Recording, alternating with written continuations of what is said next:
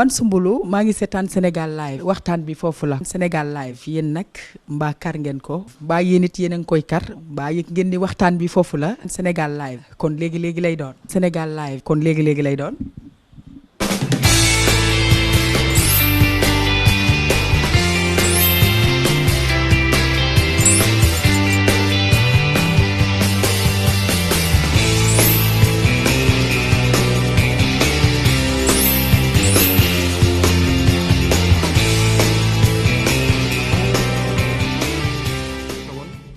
Imaginez leen tey mu taw parce que bagage yaa nga fa ba léegi imaginez leen dans la semaine mu taw mais état bi ban genre état la muy permettre ñuy déguerpir ci jamono nawet ay nit ay famille même boo amee dëgg état bi war na entouré de garantie yoo xam ne ñu ne Sénégal kenn du fi déguerpir nit jamono seddaay ak jamono nawet.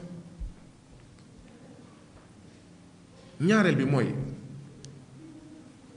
am na yoo xam ne wax dëgg yàlla suñu xel mënu ko nangu au moment où des militaires français sont logés au Sénégal des militaires sénégalais sont expulsés loolu tamit war nañ ko xoolaat jekkul rafetul au moment où des militaires français sont logés au Sénégal des militaires sénégalais en activité à la retraite sont expulsés de leur maison.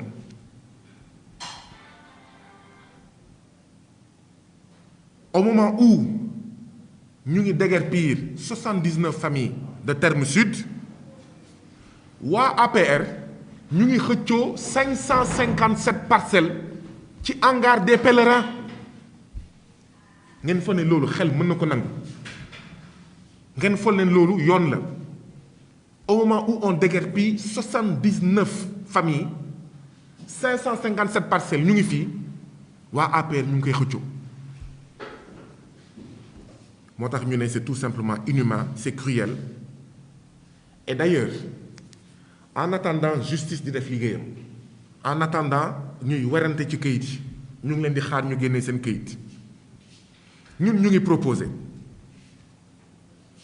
waa Comico suñu 79 kër la ñu bëgg ñun li ñu proposé mooy état du Sénégal na jël 79 parcelles ci hangar des pèlerins bi nga xam ne 557 parcelles ma nga fa mu jox ko waa Comico te bàyyi ñii ci jàmm ak salaam waaw parce que affaire bi tamit dañuy def ay propositions jàpp nañ ne ñun ñoo am dëgg jàpp nañ ne les résidents de Terme Sud ñoo am dëgg et dëgg boobu dinañ ko xeex ba ñu nangul ñu ko ba ñu jëfal ñu ko en attendant léegi dëgg jooju ñu koy nangul di ñu ko appliquer mais. ñu ngi proposé 557 parcelles yi nga xam ne ñoom Thérèse Faye Diouf ak ñoom seen ñu ngi koy xëccoo di ci dem branché xaw ma ndox wala courant nañ fa jël 79 parcelles jox ko waa Comico te bàyyi ñii ak seen kër.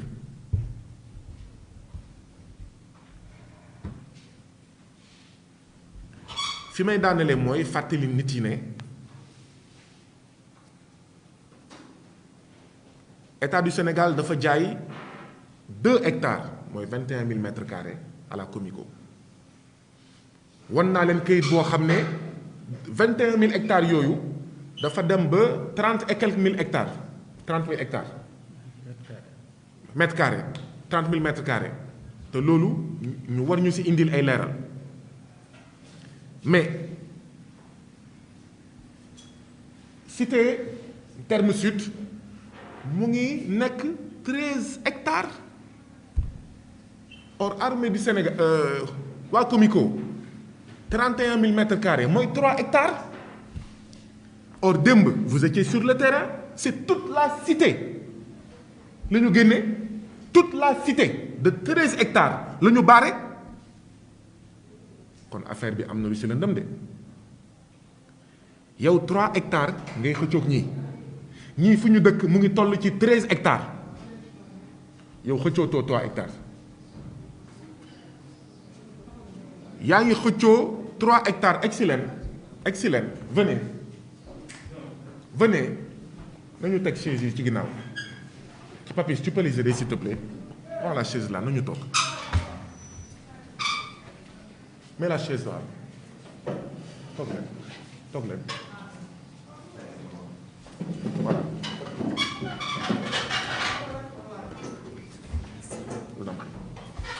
C'est bon? D'accord. ñu ngi masawu coono suñuy jigéen suñuy doom yu jigéen suñuy yaay yi nga xam ne ñaari fan a ngi nelawuñu ñoom ils avaient senti la chose venir barki démb ci guddi nelawuñu ils ont passé la nuit ci koñ yi parce qu'ils avaient senti que armée dina ñëw ça fait 2 jours nelawuñu waxuma guddi bi de barki biig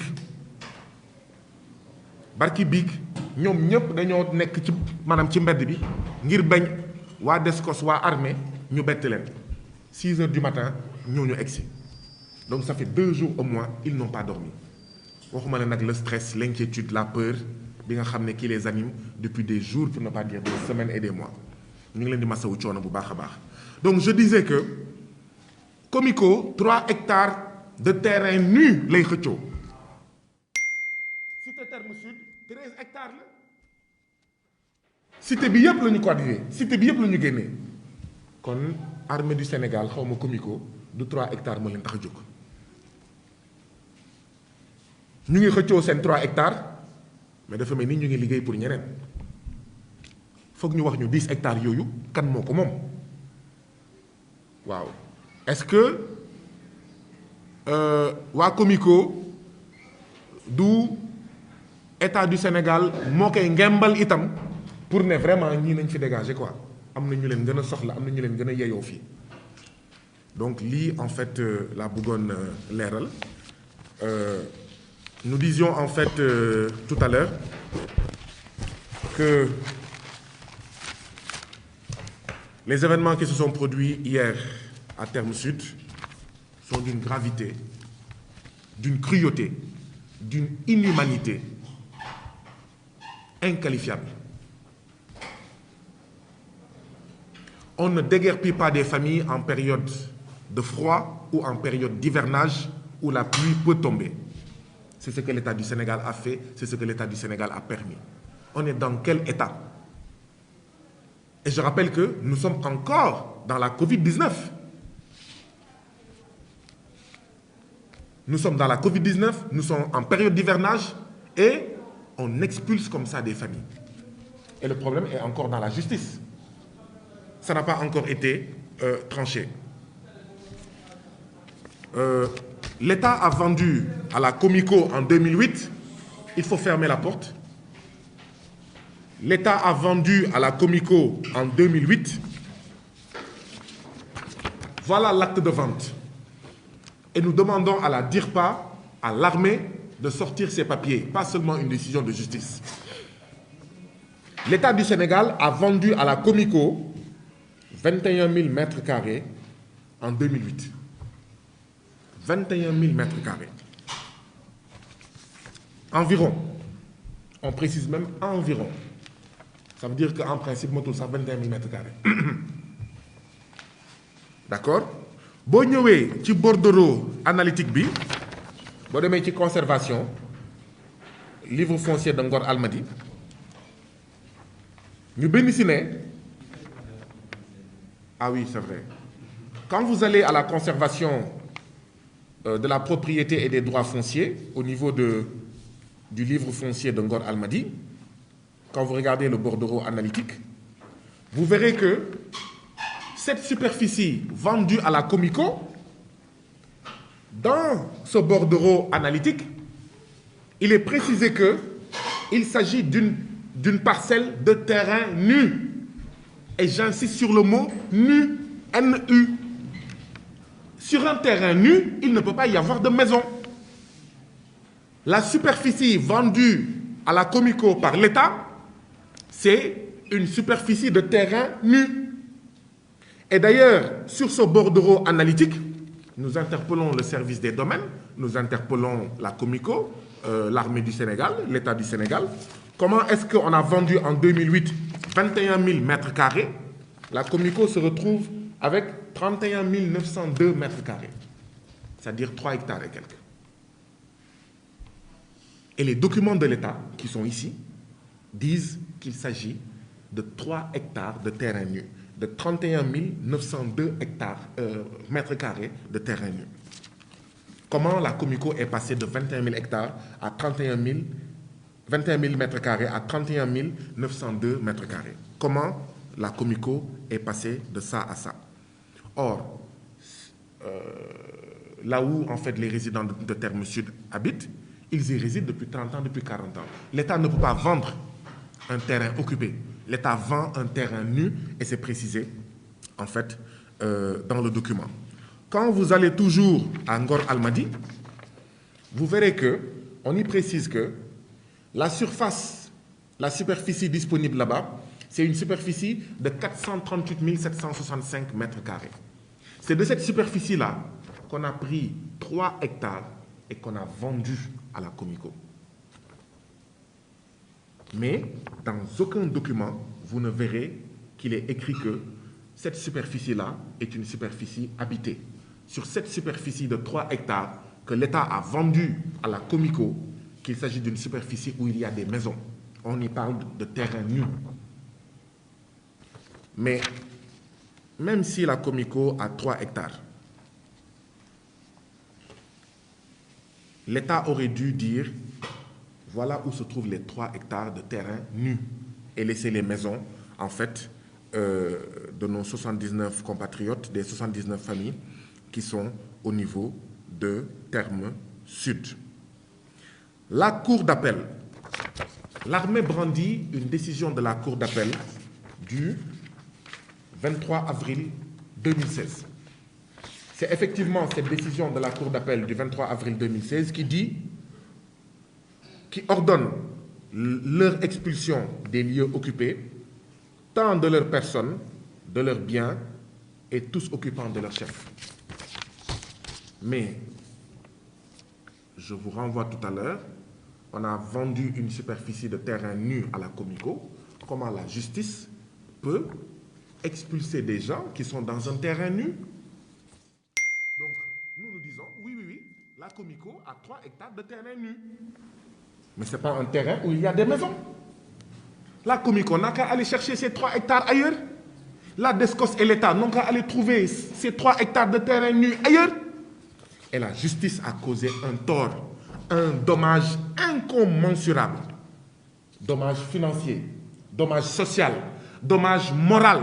Bon, il faut que incommensurable à ces 79 familles, à ces milliers de concitoyens concernés par ce déguerpissement. Parce que la justice aurait dû lire, savoir qu'il s'agit d'un terrain nu. Quand vous parlez d'expulsion, c'est qu'il ne s'agit plus d'un terrain nu. Et que donc la justice a tort d'ordonner l'expulsion de ces familles d'un terrain qui n'est pas nu. La justice aurait dû dire, ah non, vous, Comico, vous avez un terrain nu et ce n'est pas en fait là où habitent en fait les 79 familles de Terme Sud.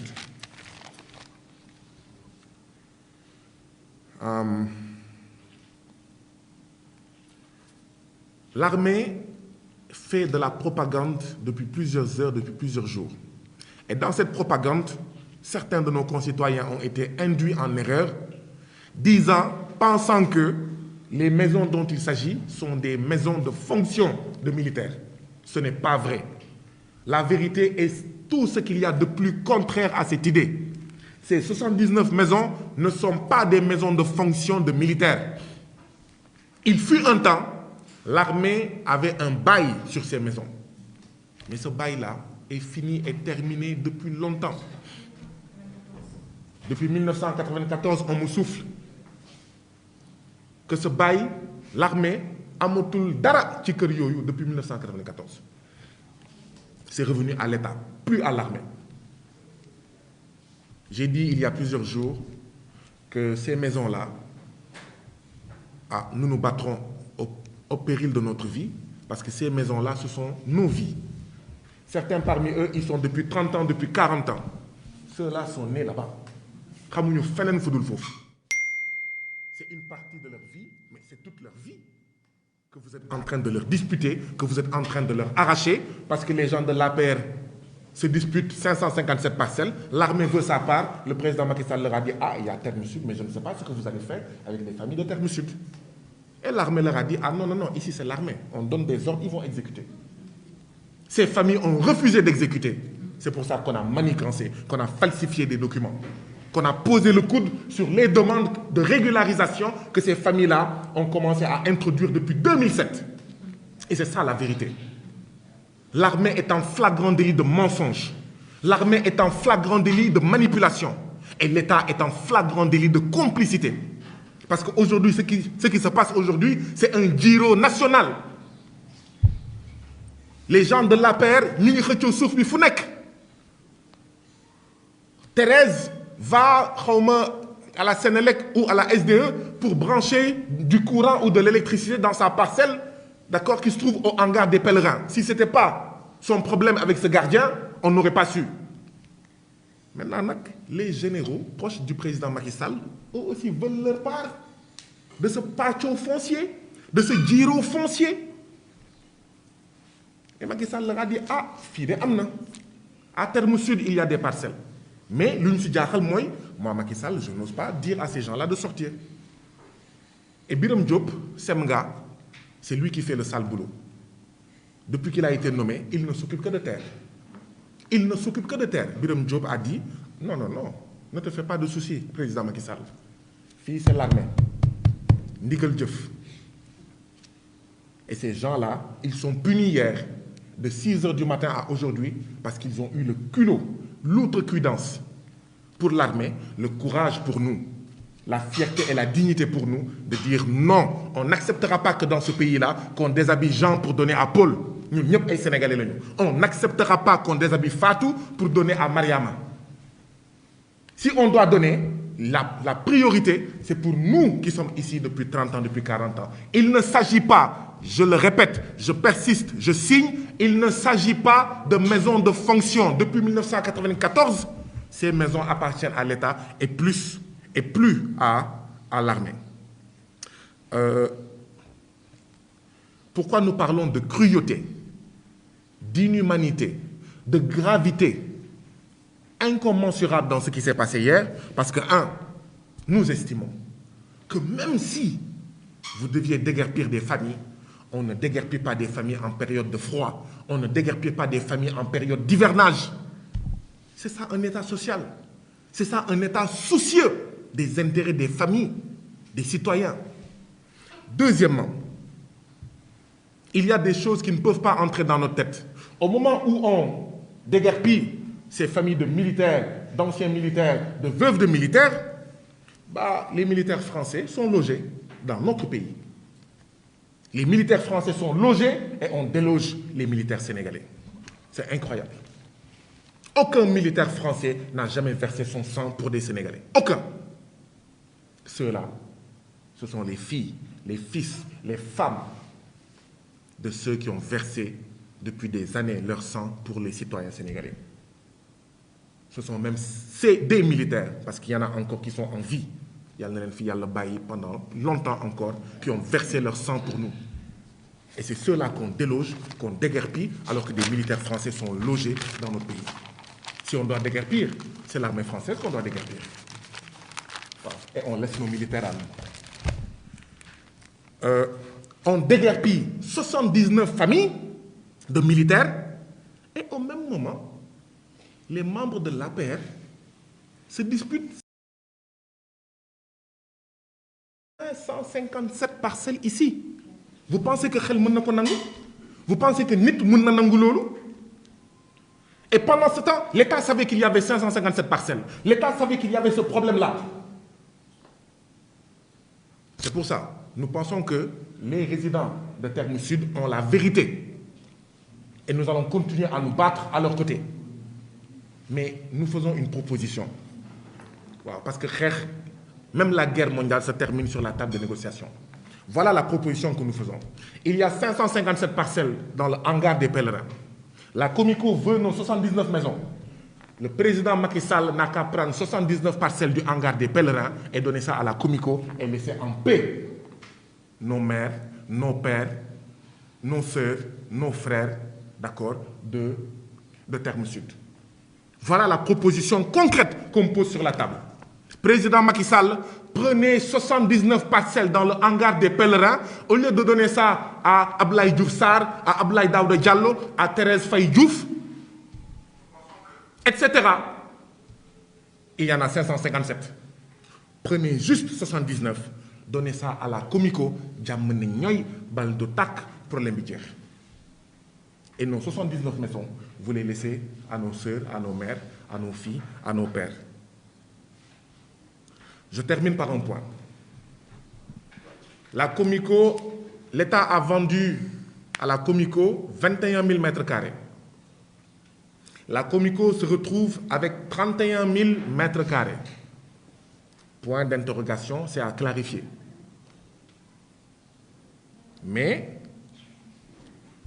la cité Terme Sud fait 13 hectares. Or, la Comico réclame 3 hectares. Vous étiez hier sur le terrain, la gendarmerie a quadrillé toute la cité qui fait 13 hectares. Donc la Comico, l'armée, la gendarmerie d'hier ne s'est pas levée pour 3 hectares. L'État aurait dû dire, voilà les 3 hectares. Nous avons 3 hectares. Nous sommes tombés sur la maison de Baye Alassane, c'est tombé sur la maison de Baye Modou, c'est tombé sur la maison de Maman Fatou ou de Maman Aïda. Mais vous avez expulsé des gens sur 13 hectares alors que la Comico a acheté que 3 hectares. Il y a anguille sous roche. Il y a quelque chose qu'on ne nous dit pas. Et ce qu'on ne nous dit pas, c'est que la DESCOS, la Comico et l'armée sont en service commandé. Ils cherchent leurs 3 hectares de terrain nu dans des maisons. Première anomalie. Mais deuxième anomalie, ils y ajoutent 10 hectares. C'est pour qui ces 10 hectares? Apparemment, les 557 hectares du hangar des pèlerins pour les membres de l'APR, ça ne suffit pas. Parce que l'APR ndeysaan dafa rëy, dafa yaatu. Nous interpellons l'opinion publique nationale et nous lançons un appel à tous les citoyens sénégalais. Nous avions dit ici, il y a des semaines, il y a des mois, si on ne fait pas attention, à chacun son tour à Gadaï. À chacun son tour, chacun aura son tour à Gadaï. Et malheureusement, les faits nous ont donné raison. Hier, c'était Gadaï, aujourd'hui, c'est Terme Sud. Demain, ça sera chacun d'entre nous. Sur les violences policières, ça fait 3 ans qu'on sensibilise les gens. Hier, c'était Papsar, c'était Sek Ndiaye, c'était Eliman Touré. Avant-hier, c'était ma sœur Adja Ndiaye de Dakar Actu. Nous interpellons l'opinion. À chacun son tour dans les violences policières. À chacun son tour dans les démolitions de maisons. À chacun son tour dans les violences faites aux citoyens sénégalais. Il faut qu'on se mobilise pour faire face. Il faut qu'on arrête la machine à broyer des anciens militaires. La machine à broyer les 79 familles, d'accord, qui revendiquent leur droit au logement. C'est aussi simple que ça.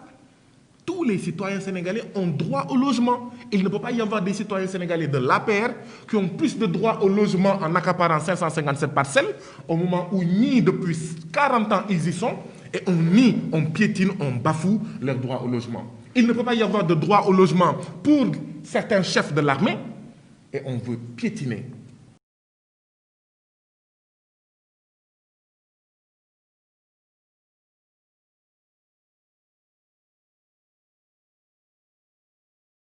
Bafouer le droit au logement de ces 79 familles. Je vous... Man Balla Gaye numéro 2 maa ngi déglu Sénégal Live forever sa kaw ca kanam ci lu baax yéen a fi ne